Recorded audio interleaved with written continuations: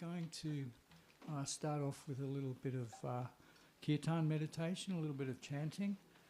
And so that's going to take us through till about 5:30, and we'll serve dinner. And then after that,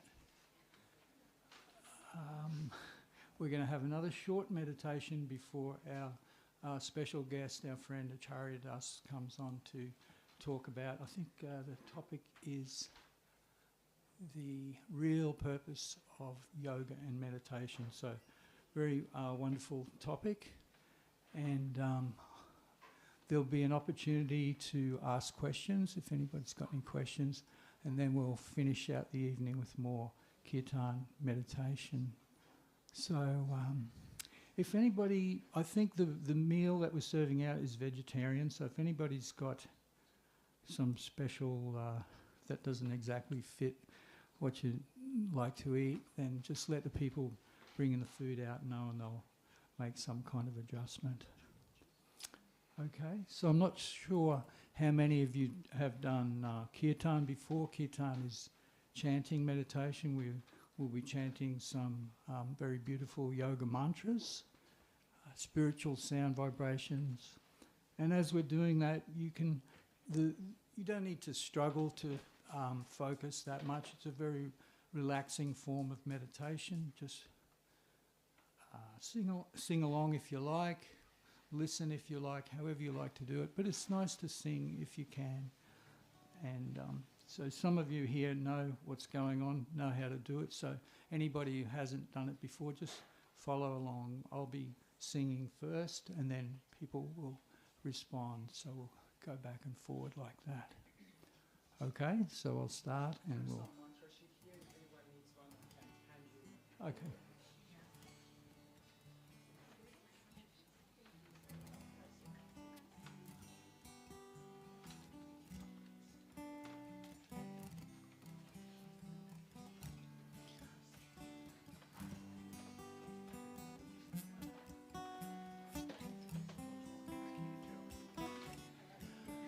Haribo, Nitai Gaur, Nitai Gaur, Haribo.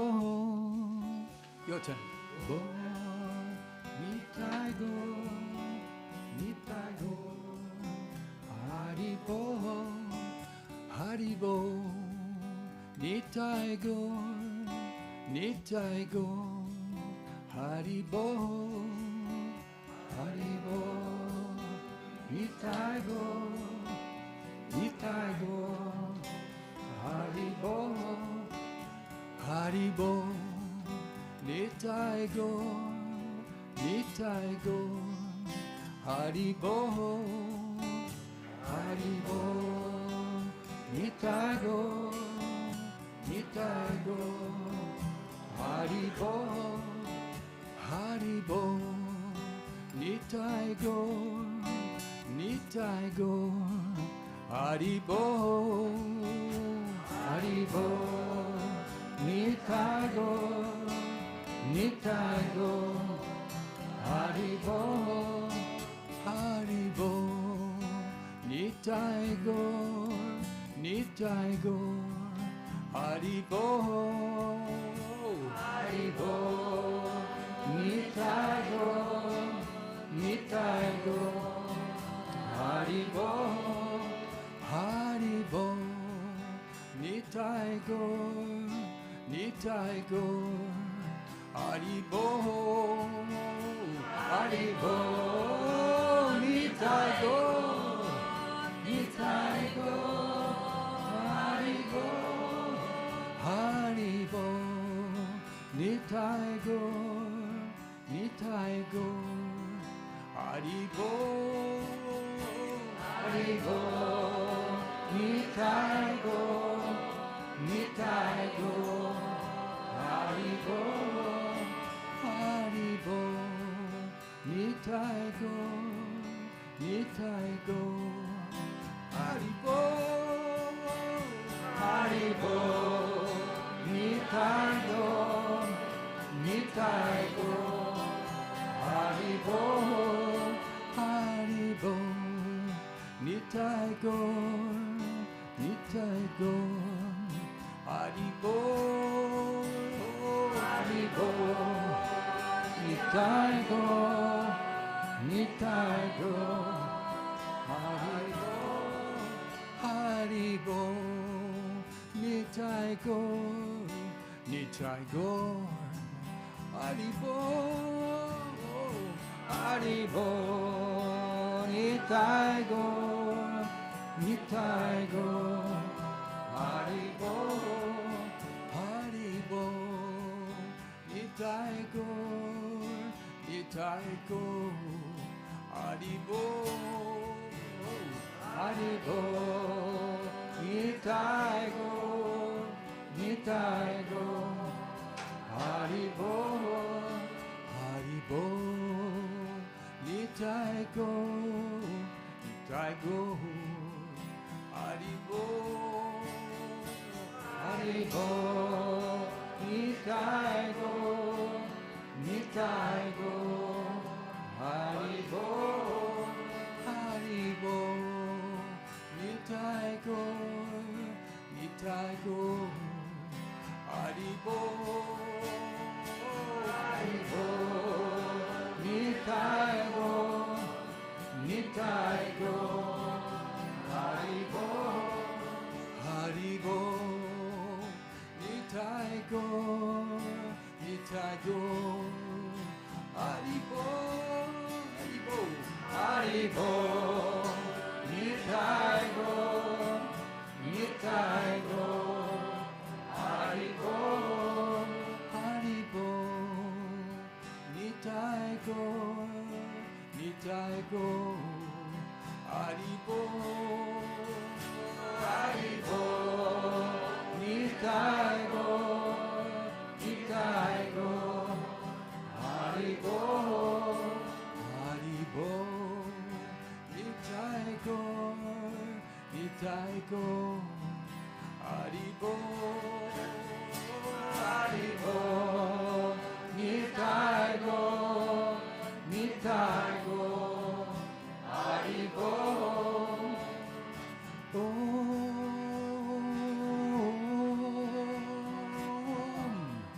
Hari Om,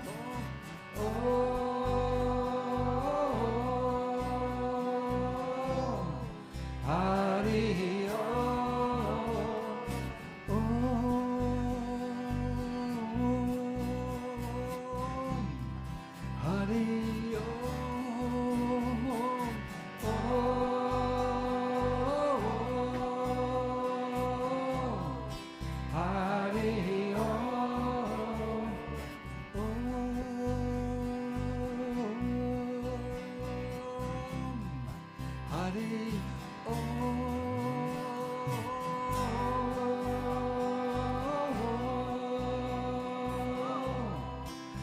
Hari